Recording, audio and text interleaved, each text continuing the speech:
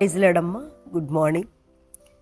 ప్రభువైన యేసుక్రీస్తు నామంలో ఈ ఉదయకాలపు శుభవందనాలు మీ అందరికీ తెలియచెప్తున్నాను.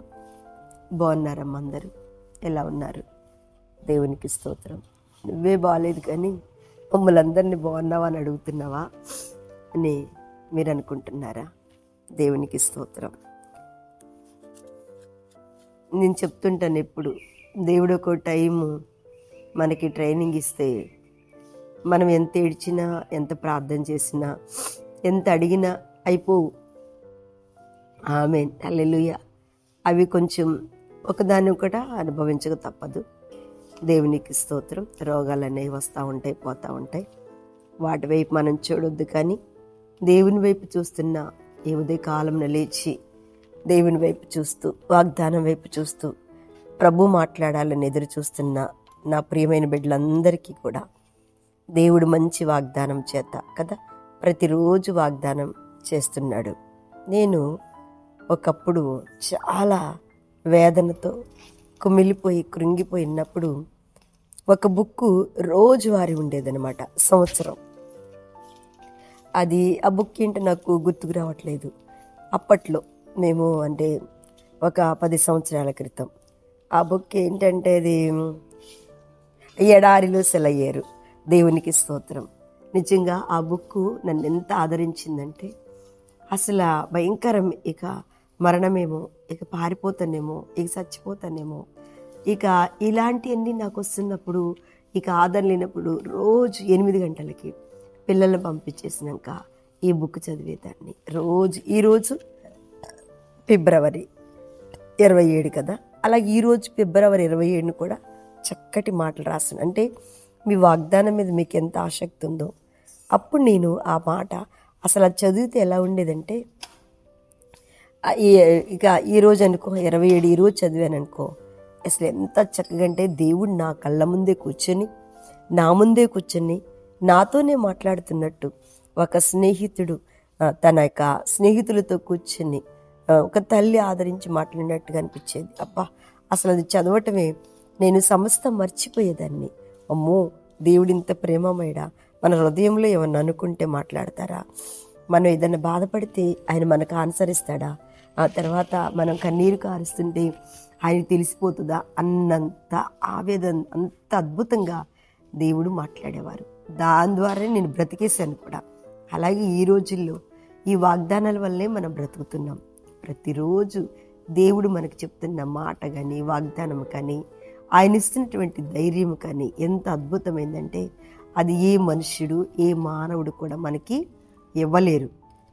ఒక మనిషి ఈ రోజున బ్రతికున్నాము అంటే ఆ దేవుడి మాటలను బట్టే, ఆ దేవుని వాగ్దానం బట్టే. ఈరోజు వాక్యం వినటానికి వేగిరి పడుతూ, వేచి ఉంటూ, అనేకులకు షేర్ చేస్తూ, వాగ్దానం కొరకు ఎదురు చూస్తున్న నీ జీవితంలో నిన్ను కూడా దేవుడు ప్రతిరోజు బలపరుస్తున్నారు కదా. ప్రతిరోజు ఏ రోజైనా బాధపడుతుంటే ఆ రోజే దేవుడు మనతోటి మాట్లాడుతుంటాడు. దేవునికి మహిమ. ఈరోజు కూడా మీతో కూడా దేవుడు మాట్లాడుతున్నాడు. మీతోనే దేవుడు మీతోనే ఉన్నాడు. మీ ముందు కూర్చొని, మీరు కన్నీళ్ళే కానీ, బాధే కానీ, దుఃఖమే కానీ, ఆయన స్వరమే కానీ, ఈరోజు దేవుడు మీ కళ్ళ ముందు కూర్చొని మాట్లాడుతున్నాడు. దేవునికి స్తోత్రం. ఈరోజు దేవుని మాట్లాడే మాట ఏంటంటే, కీర్తన గ్రంథము 15వ అధ్యాయము 1వ వచనాన్ని అందరికీ తెలుసు కదా. ఆయన చెప్తున్నాడు, యెహోవా నీ గుడారములో అతిథిగా ఉండదగిన వాడెవడు, నీ పరిశుద్ధ పర్వతం మీద నివసింపదగిన వాడెవడు. గుడారం, దేవుని గుడారం కదండి. ఈ భూమి మీద అయితే మనకి ఇల్లు, దేవునికి స్తోత్రం, ఇల్లు, బలిపీఠం, కుటుంబము మన గుడారం. కానీ మనము దేవుని సన్నిధిలో అతిథులుగా, ఇది అతిథి గుడారం కదా. ఇందులో మనము అతిథులము అంటే ఏంటి? గెస్ట్లం. ఒక గెస్ట్ హౌస్ తీసుకున్నామంటే ఓ 10 రోజుల తర్వాత ఖాళీ చేసి వెళ్ళిపోవాలి. ఒక హోటల్ రూము, లేకపోతే మన ఇంటికి వచ్చిన చుట్టాలు మా ఇంటి ఒక 4 రోజులు ఉంటారు. ఏదో మనం పెట్టింది తిని వాళ్ళు కూడా వెళ్ళిపోతారు. ఏంటి? అతిథులు. అలాగే ఈ లోకంలో కూడా మనం అతిథులము కదండి. అందుకని కానీ యెహోవా గుడారం అనేది ఒకటి ఖచ్చితంగా ఉంది.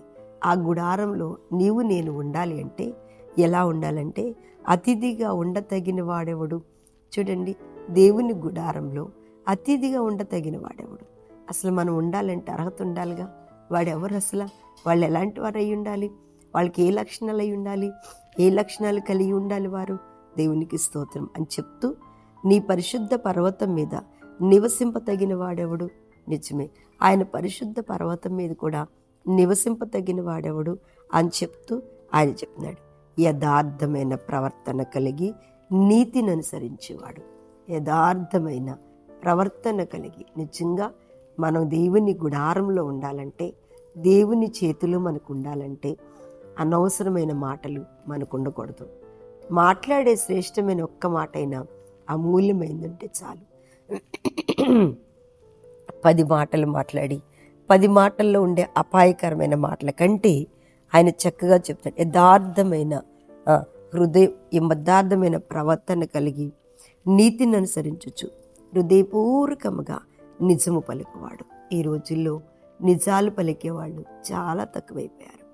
అబద్ధాలు చెప్పేవారే ఎక్కువైపోయారు కదండి. కానీ అందులో 100 మందిలో 10 మంది అయినా నిజం పలికే వాళ్ళు ఉంటారు, నిజం చెప్పేవారు ఉంటారు, యథార్థవంతులు ఉంటారు. ఖచ్చితంగా దేవునికి స్తోత్రం. వాళ్ళు 10 మాట్లాడరు. ఓ లొడలొడలొడ నోటుకొచ్చినట్టుగా వాళ్ళు వాగరు.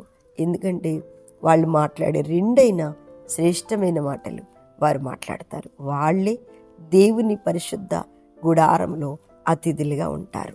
ఈ వాక్యం వింటున్న దేవుని బిడ్డ, నిజంగా దేవుని గుడారంలో మనం ఉండాలంటే ముందు మన ప్రవర్తన సరిగా ఉండాలి. నీ ప్రవర్తన యథార్థంగా ఉండాలి. నీ నోట్లో అబద్ధమైనను రావద్దు. నిశ్చయంగా నిజం పలుకు వాళ్ళై ఉండాలి. నిజమే, నిజం పలికితే ఎన్నో అనర్థాలు, అబద్ధాలు పలికితే ఎన్నో మేళ్ళు. కానీ మేలు వైపు చూడొద్దు. మనం గుడారంలో, ప్రభు గుడారంలోకి వెళ్ళాలంటే, పరిశుద్ధ స్థలముగా దేవుని దగ్గరికి మనం చేరాలంటే ఎలా ఉండాలో తెలుసా? నిర్దోషముగా ఉండాలి, యథార్థంగా ఉండాలి. ఒకవేళ ఈరోజు ప్రభు మనతో మాట్లాడుతున్నట్టయితే అటువంటి మంచి ప్రవర్తన ఈ వాక్యం ఉంటున్న మనందరికీ కలుగును గాక.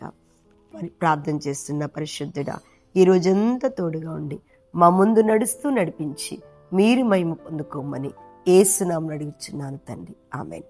ప్రైజ్ లార్డ్ అమ్మా. దేవుడు మిమ్మల్ని దీవించును.